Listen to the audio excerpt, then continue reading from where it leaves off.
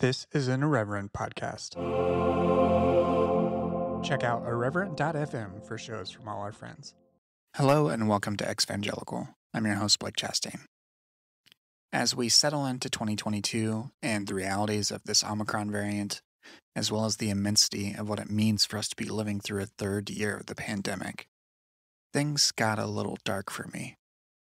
With the anniversary of the January 6th insurrection and the seeming ineptitude of the Biden administration to manage the public health toll of the pandemic, or to take any meaningful steps to shore up small d democratic infrastructure against the tireless onslaught of far-right fascistic attempts to undermine governance and install permanent minority rule here in the United States, there wasn't much I felt there was to be optimistic about. Couple that with a growing awareness that I'm lonely for local friends and haven't made any because we relocated during the pandemic. And I depend on social media for connection and don't really know how to ask for help when I know nearly everyone else is feeling pretty much the same way or similarly. Last week I started to spiral. I did desperate things, posting unhinged things on Twitter and Instagram, because I had started to crack a little, and my own coping mechanisms have changed in the past couple of years. This also coincided with me writing and researching about digital media, online community, and identity formation for my book, and how it relates to exvangelical and deconstruction spaces, as well as how we relate to them as individuals. I also started exploring these issues explicitly in my newsletter, The Post-Evangelical Post, as part of a new series called Shaped by Tools. That name, Shaped by Tools, is a reference to the axiom attributed to Marshall McLuhan that, quote, first we shape our tools, and thereafter first we shape our tools, and thereafter our tools shape us. In his 1967 book, The Medium is the Massage, Marshall McLuhan perfectly captured the emotional reality of living online today. He wrote, quote, the shock of recognition. In an electric information environment, minority groups can no longer be contained, ignored. Too many people know too much about each other. Our new environment compels commitment and participation. We have become irrevocably involved with and responsible for each other. End quote. As I read this passage from the 1960s, which was another period of increased social awareness about inequality and injustice here in the United States, I see echoes of our own contemporary experience since around 2014, when the events surrounding the murder of Michael Brown in Ferguson, Missouri, and all the events that have transpired since then. The 1960s civil rights movement utilized TV and radio, the new and established media of their time, to show white America aspects of society that they would rather ignore.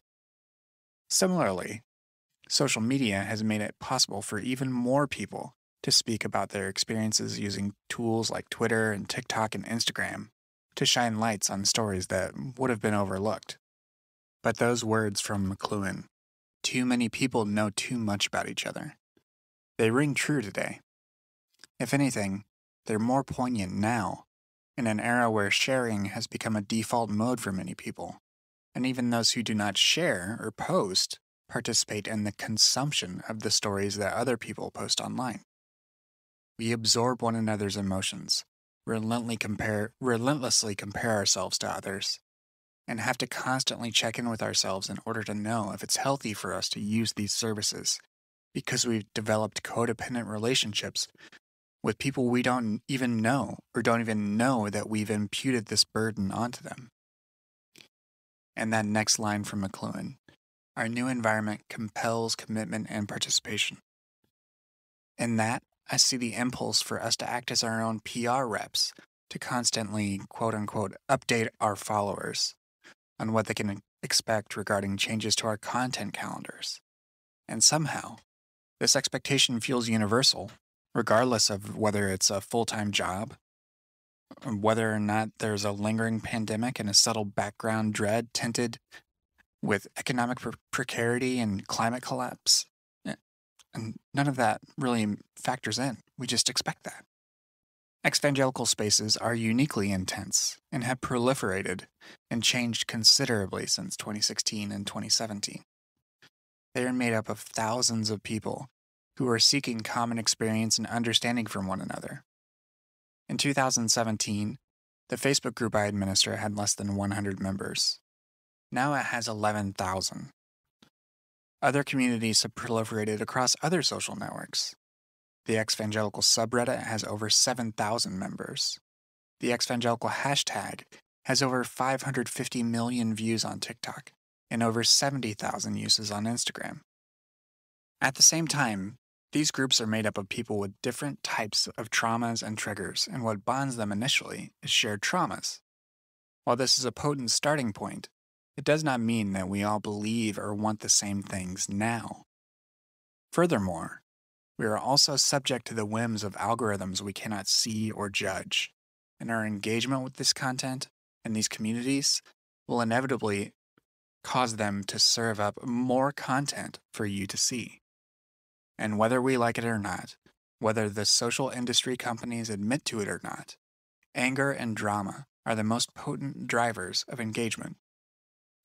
Add to this the fact that evangelicalism conditioned people raised as cis boys and men to see anger as one of the few emotions permissible, and those raised as cis girls and women to see anger as off limits and inexpressible, especially for Black women or other women of color. And the process of working through that trauma becomes even more fraught, even if it involves something simple like sharing memes online. The work that people raised as cis men may be doing of minimizing their anger is at odds with those that are raised as cis women who are working to reclaim their own anger. And as Melissa Florer Bixler writes in How to Have an Enemy, quoting Beverly Harrison, anger denied subverts community. Bixler continues, in communities of shared anger, we discover lingering within us our own participation in the destruction of others. Anger, like a fire, can offer light which illuminates the forms of destruction that are active within our own lives and communities. If we don't individually and collectively confront the enemy we inhabit, we are doomed to displace responsibility onto others. Which brings me back to online community and identity. Exvangelical spaces have had repeated cycles of anger and infighting. And I don't think this is unique to exvangelical communities, but I do think that they are prone to them. This is not a value judgment, but rather an acknowledgement of how things are. I've participated in these cycles. And because exvangelical individuals are in the midst of doing difficult and complex things like naming and consoling grief for lost belief and belonging in community, and doing so with ad hoc and simple tools like hashtags and participation in online culture, it's not always been a smooth process. Again, this is not a value judgment. Nathan Jurgensen writes in The Social Photo that digitality is not inherently unreal. Jurgensen's slim but profound book challenges the reader to reject what he calls digital dualism. He writes that, quote, too often, discussions about technology use are conducted in bad faith, particularly when the detoxers and disconnectionists and digital etiquette enforcers seem more interested in discussing the trivial differences of when and how one looks at the screen, rather than the larger moral quandaries of what one is doing there. On the topic of identity, Jurgensen writes, quote, the selfie captures how the self has long been understood in sociology, offering the third-person mirror view that Charles Horton Cooley articulated more than a century ago with his foundational concept of the looking-glass self. His definition of the self is sometimes summed up like this: I am not what I think I am, and I am not what you think I am. I am what I think you think I am. Jurgensen continues, in other words, social theoretical literature has long indexed the depth of modern concern over technology's replacement of the real with something natural, thus prompting the death of absolute truth, of God. This is especially the case with the kind of identity theory described within the book. much of which is founded on the tension between seeing the self as having some essential soul-like essence versus its being a product of social construction and scripted performance.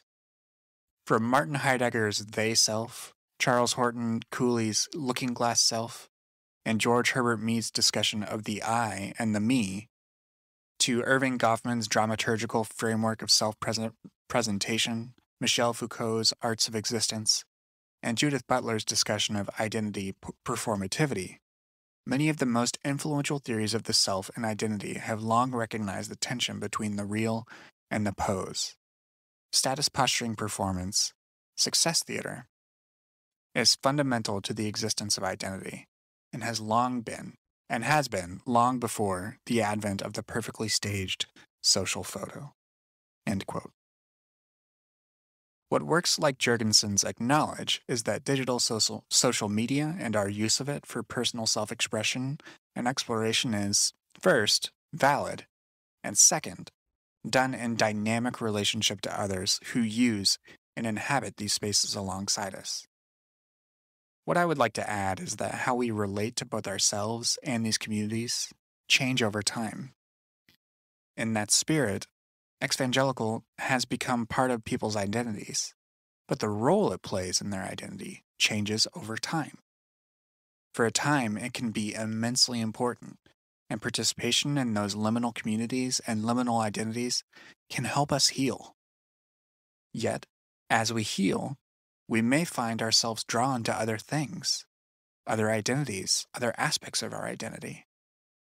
To use a linguistic metaphor, exvangelical may for a time function as a noun, integral to your essence, and later it may be better suited as an adjective, one descriptor among many that adds color and dimension to your multifaceted self. Just because something isn't permanent doesn't mean that it's not valuable. It all matters.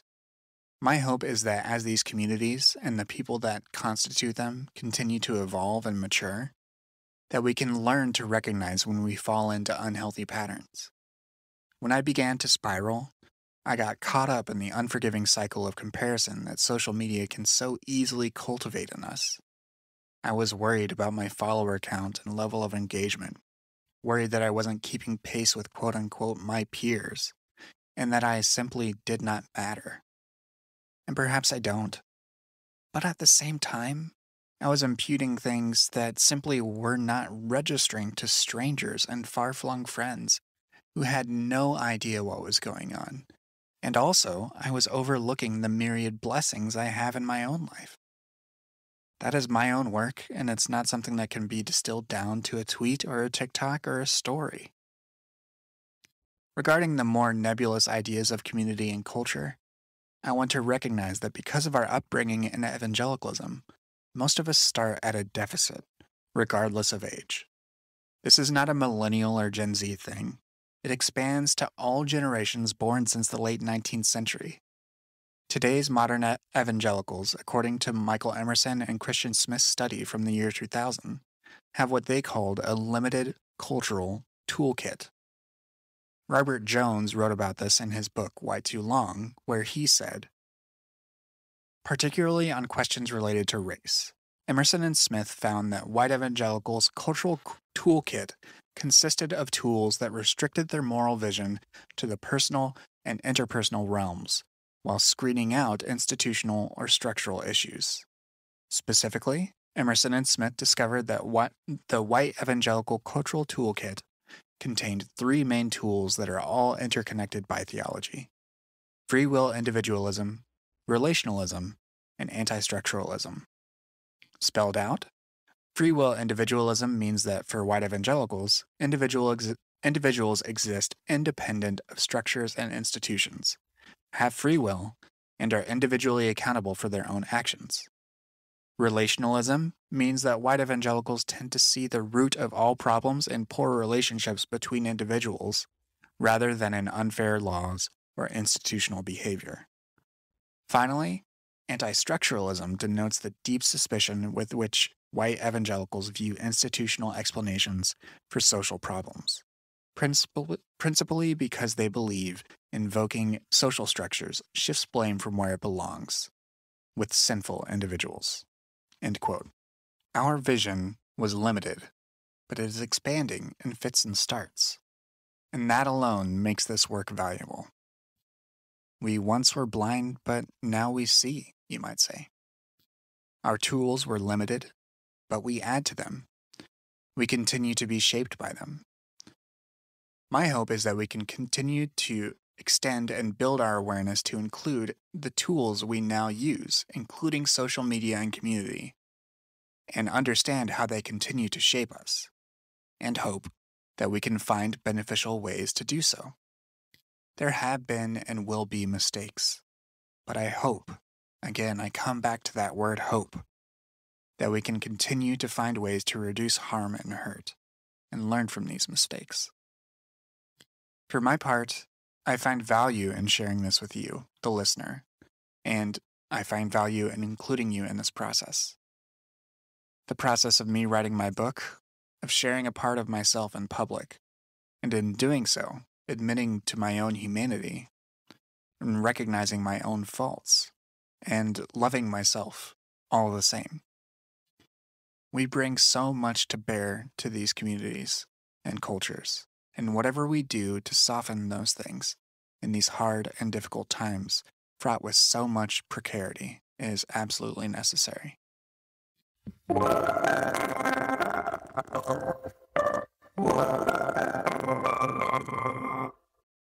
As I embark on this incredible opportunity to write a book, I'm going to start to experiment a little more with the types of episodes I publish here in the feed. So I may be including things like this, which I hope you've enjoyed. Just these quick, short episodes that are really just like audio essays. And then I'll also be doing more writing over at the Post-Evangelical Post, which is my newsletter. It can be found at it can be found at postevangelicalpost.com. There is a free tier, and then of course you can also subscribe at $4, $6, or $8 a month. Any of those levels get you access to ad-free podcast feeds, as well as Discord access and subscriber-only content on the newsletter. I really hope you've enjoyed this. I'll be back with more episodes soon. You can follow me on social media at BR Chastain on Twitter and at BR Chastain _ on both Instagram and TikTok. Please be kind to yourself and to others. These are terribly difficult times, and most of us are carrying so much. Thank you for listening.